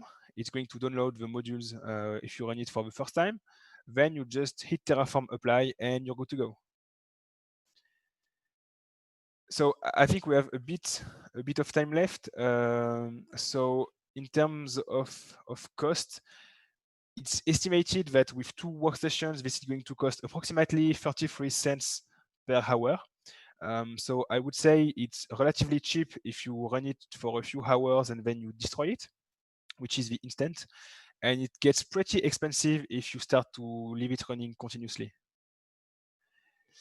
And bonus slide 2. So if you are a bit familiar with the kind of DevOps infrastructure as code world, maybe you know about HashiCorp Packer. And I just want to provide a bit of context about why I didn't use Packer for this project and also how Packer works. So Packer is a tool that allows you basically to build a base image for a lot of different platforms, including Azure. In the context of Azure, how it's going to work is you're going to use it and it's going to spin up a virtual machine. Once the virtual machine is created in Azure, Packer is going to be able to run Ansible against this machine to configure it. So after this step, we are left with a VM running in Azure, which is properly configured. Next thing Packer is going to do is going to capture a snapshot of this VM and to save it as a base image in Azure, which is called a managed disk image. And it's the new, it's kind of a new way to do base images in Azure in comparison to the old VHD format. And once you have it, Packer is going to destroy your old VM. So what we are left with at the end of Packer is a snapshot basically of a VM, which is already pre-configured. So if it's a Windows domain controller, you're going to have all the domain created, you're going to have the groups, the users, and all these kind of things that are already ready. And the way you're supposed to use that is then to use Terraform and to instantiate this image using Terraform. So you say you use Terraform to instantiate a VM from this base image, and this is kind of the concept. So I got some questions around why I didn't use Packer, and these are the main reasons, the main challenges. So first, building a base image with Packer is quite slow. It takes from 25 to 35 minutes, depending on the goodwill of Azure. And after that, you still need to instantiate the lab. So instantiation will be faster, but it means that it's still much slower the first time. The second reason is that storing managed images in Azure is not free. I think for the 128 gigs of Windows Server machine that you need to use, it costs something around $33 per month per machine. So it's not cheap. And the last thing is that you have the challenge of what do you want to include into the base image, which is going to be much harder to reprovision, and what do you want to keep at runtime provisioning. And so these three challenges are the reason why I didn't publish yet a Packer file for that, because I want to keep it simple. But I will probably also work into providing this if there is some interest for it. Thanks a lot. So this is the link to the project. The contributions and the feedback, the bug reports, the ideas are very welcome.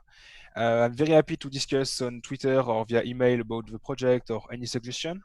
And there's also a more detailed write-up that I did on my blog, where you can basically see a bit more of the thought process. You can see more of Terraform code and these kind of things if you are interested and if you want to learn more about how this all fits together. Cool. Well, thanks for your presentation. It's quite neat. It's quite neat. I like it a lot.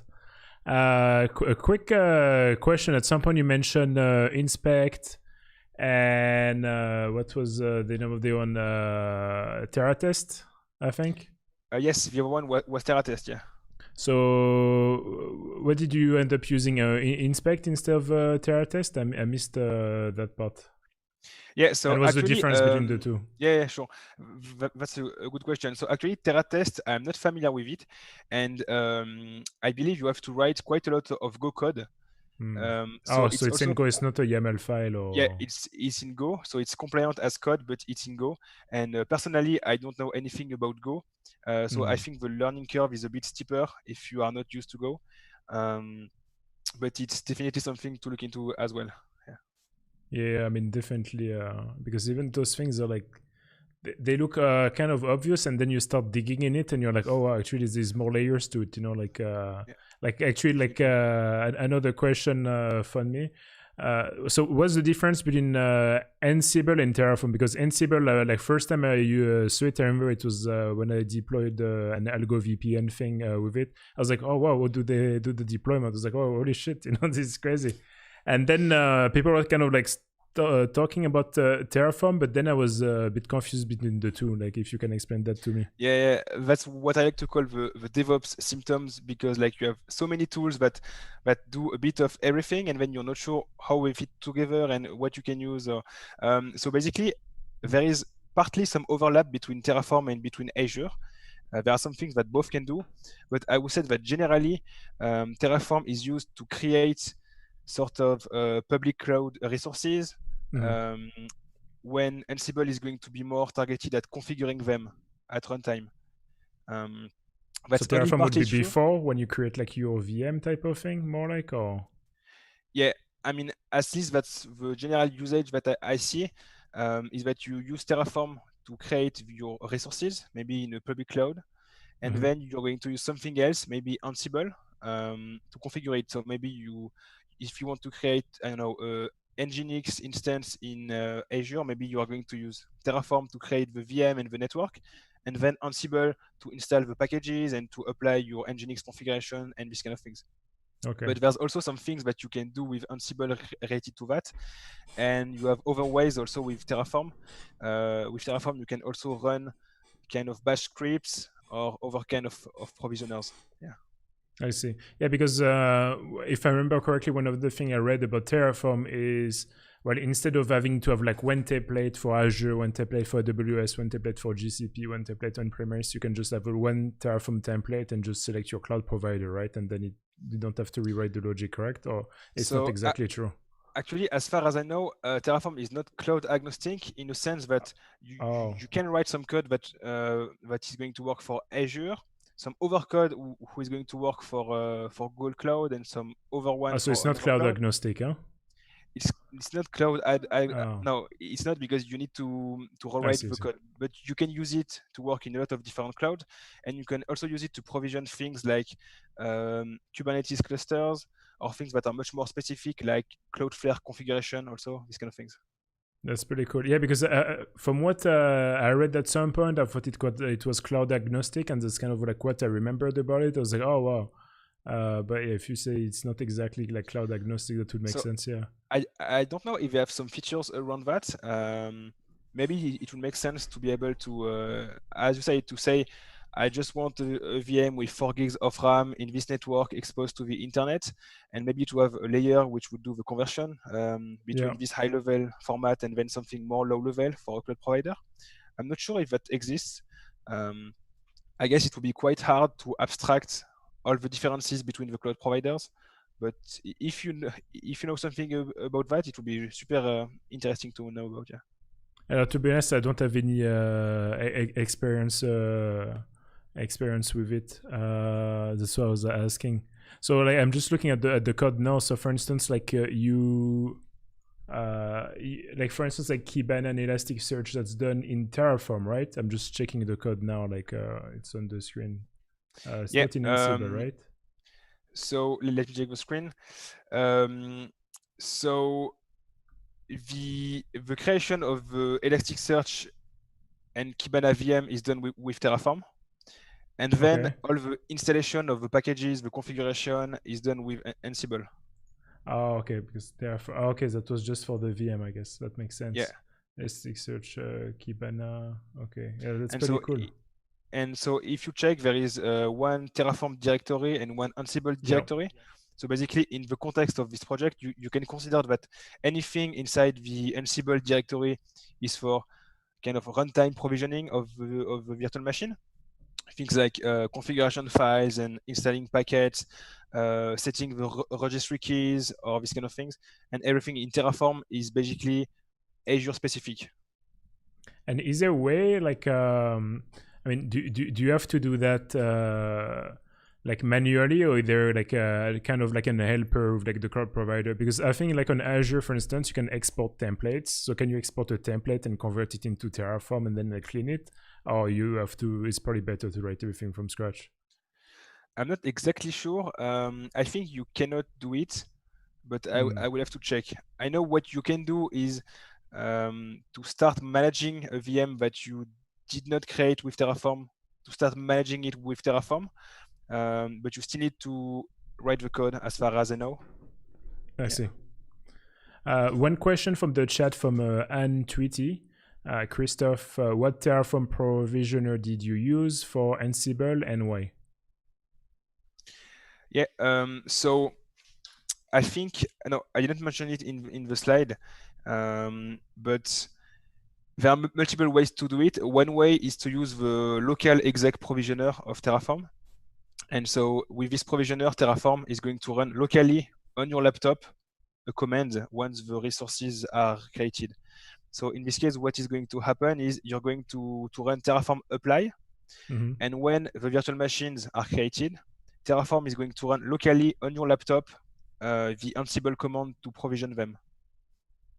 There are a few more details in my blog post about it if you want to check out. Typically also, there's the question of how do you locate the virtual machines that you want to configure without hardcoding the IPs, because they are dynamic. And you can do it with Ansible with what they call a dynamic inventory. So instead of hardcoding an IP address, you say, I want to use any VM in this resource group that has this tag. And then you say, I want to apply this Ansible playbook to these machines. And this is what allows you to find them. Yeah.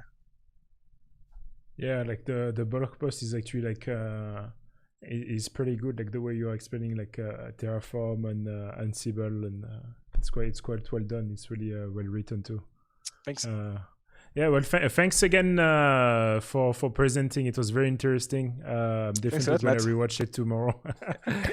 And and if you ever have like something cool also to present, don't hesitate. It was awesome. So thanks again, Christophe. Thanks. Bye, Matt. Take care. So I guess we're back together. So yeah, like I hope you enjoy that presentation. I thought it was quite cool. So our next speaker, which was supposed to be, let me retrieve. So Walid was supposed to speak about like the SGX pointers, which was well, not SGX, but like a null pointers attack. Won't be able to speak. Now I got a message before like Opcode started to tell me that he won't be able to speak. So I don't know if this is because Microsoft told him not to or not. So I will not speculate on that. Although the reason I invited Walid to speak is because a few days ago, actually a week ago now, he posted those screenshots on Twitter, which were quite interesting. So we can just like watch them together as a quite good like POCs. So as you can see, is allocating a page at the null address, which is blocked obviously on Windows, using the create enclave APIs, which is like pretty cool because it has been a while since you cannot allocate like any pages at the null address, and you know it was like quite heavily used, especially for local like privilege escalation. Every time you would have like a Win32k vulnerability, because well, there was, because I didn't look at Win32k in a few years now, but at some point like you could find like many race conditions and null pointer differences. So that was like the easy way to exploit most of them. You just like find a null pointer dereference, like allocate it, and like make your way up to a local privilege escalation. So that's one way he did it. And he also that's the same image.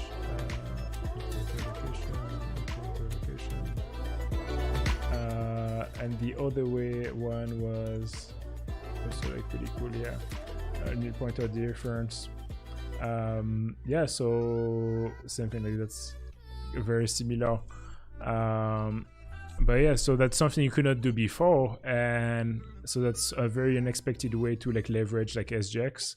And on Twitter, it kind of went on a debate. I don't think it was on that thread, but so, and obviously like the people who have been working on the enclave like features at Microsoft are like really good people. So I mean, mistakes happen, you know, like that's the thing with bugs, right? So it does not discredit their work at all. But one of the things that was said is so the fuzzing, which is usually done for like those tests, you know, for like null pointer, was done on the machine. But the thing is that those machine didn't have SGX enabled. I mean, I think it's an interesting reminder that when we do like fuzzing at scale, especially when you have like something like Windows to fuzz, to make sure that that yeah, like all the hardware like features are like properly enabled. So yeah, so well, it cannot be with us today, so it's a bit of a shame, but I'm sure we're gonna hear more about it like in the next like weeks or so. I'm not sure, so I was talking about it with a friend right before. I'm not sure if it was patched or not by Microsoft. So I mean, if it's not, I'm sure it will anytime soon, because it's not like a security vulnerability per se. It's more like a way to like exploit like bugs, because one of the security mitigations, right, that was in place. And Spender was saying at the beginning, because I was joking, I was like, what about on Linux? Do you have that same vulnerability? Well, he confirmed that that bug is not present on Linux. And the way SMAP is being managed by Linux is completely different. So for Linux, it was much easier to implement the mitigation than it actually is on Windows. But yeah, hopefully Spender would accept to keynote at some point. Would love to have him like keynote, maybe like for the next opcode at any time in the future, because he's one of the rare people with a really like heavy understanding. Also, like, he has contributed a lot to like Linux security, especially in Linux kernel, with GR security, which you're probably familiar with. If you're not, like, I really encourage you to research about it. So I kind of having like to hear his thoughts and like the history and the timeline of like the type of mitigations would be like quite cool. So if you want a Spender to be a keynote speaker at some point for OPCOD, just send him a bunch of message on Twitter, like make sure to tag him at some point, like the peer pressure is gonna work and he will accept. But yeah, so side note, since we have a bit of time together, so I guess like everyone has seen the SMB Ghost, because I just found well, like I was trying to understand like the exploit, and you will know more why in the next OPCOD, if I can finish my POC by then. But in short, I started to work on an ARM64, well, Windows ARM64 like exploit for that vulnerability. And at some point, I was kind of like trying to understand the one of the techniques that was presented in that blog post, which was quite cool. So the author of that blog post, so Hog, so said that one of the things that can be leveraged, and which is quite cool, and I definitely agree, is that you can craft an MDL to use it for arbitrary read, but not of virtual addresses, but of physical addresses. And so you just forge your MDL, and then it gets read as what do you call it? You know, as an actual MDL, and then whenever the packet will be sent, you know, like underneath the SRVnet send data function, will map it and look at those PFNs that are like right after the MDL and read those physical addresses. So that was quite cool. I was trying to reproduce it. Nothing, you know, it was just like reading it like virtual addresses and trying to like pass it. I was trying to understand why, and I was wondering if it was because I was trying to do it on ARM64, it was something different. And and then I found like this blog post from like OSR Online from 2005, and I started to read more about like MDLs. And there is this function which I saw when I was disassembling called lock pages specify cache. And so if you scroll down at some point, and I didn't even know why I didn't think about it. So let me zoom in. Yeah, so before calling mmlock pages specify cache, usually, and like most of code, you know, because when you look at the assembly, you tend to forget, but you would use macros. And well, mmget system address for MDL self is one of them. And yeah, that function gets called only if those flags were not present. And I was just using those flags. So And actually, like I would need to like verify again tomorrow because it was right before like the stream was starting. So I managed to like read the physical address. I was like, oh wow, that does work, you know. So I just had to clear those two flags. So MDL map to system VA and MDL source is non-page pool from my MDL flags to be able to read the physical addresses. And yeah, then that triggers this function, and then yeah, you can actually read the physical pages. So even in the blog post, I mean, like I said, you know, just like it was right when I was doing some tests right before the live stream, and then I had to set up like the lights and the camera and everything, so I didn't attempt to like double check a bit further. But since we have a bit of time now, I was like, well, I may as well like discuss about it.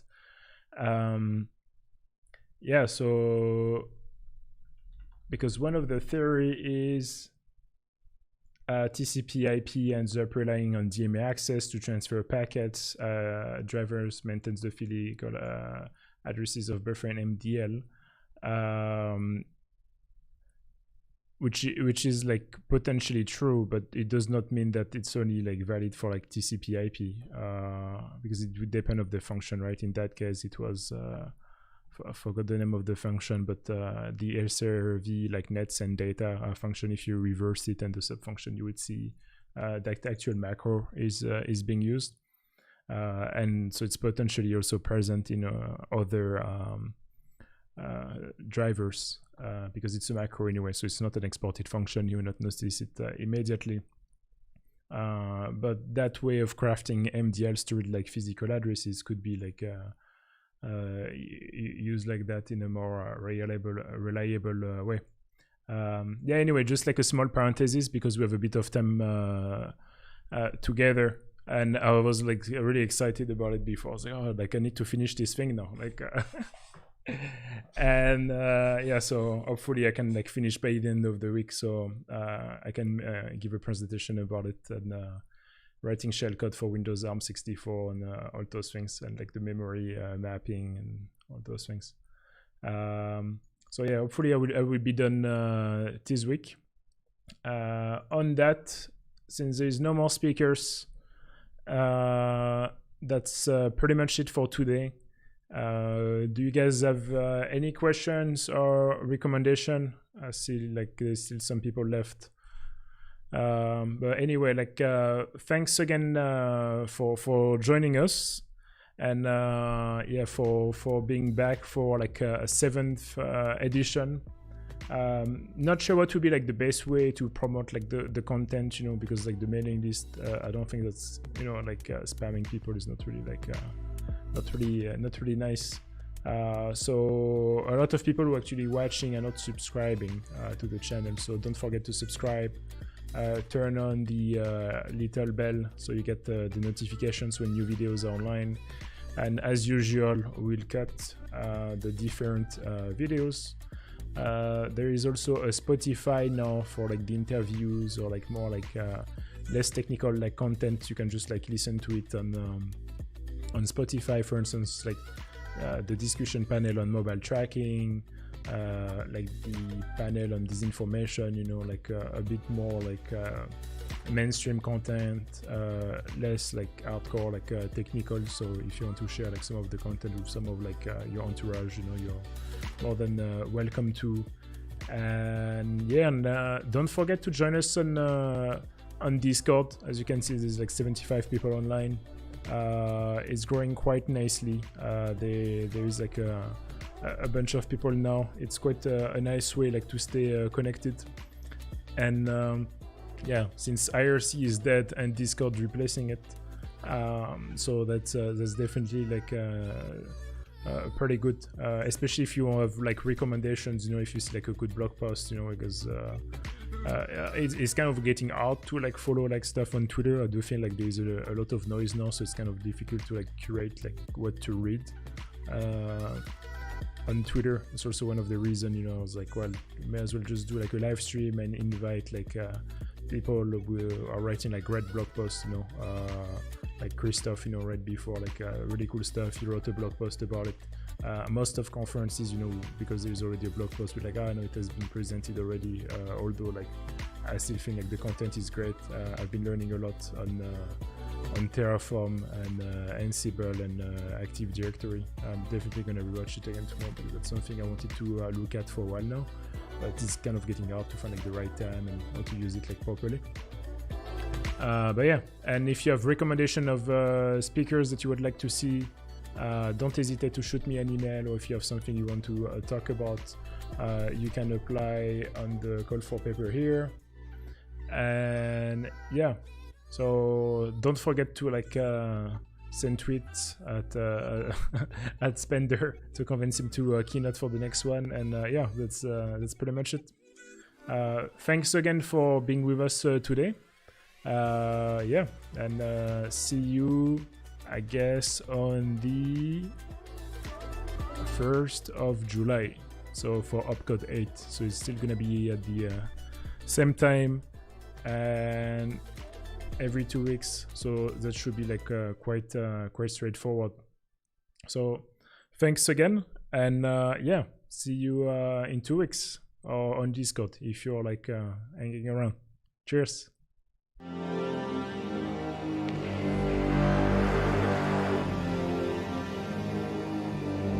The future is watching.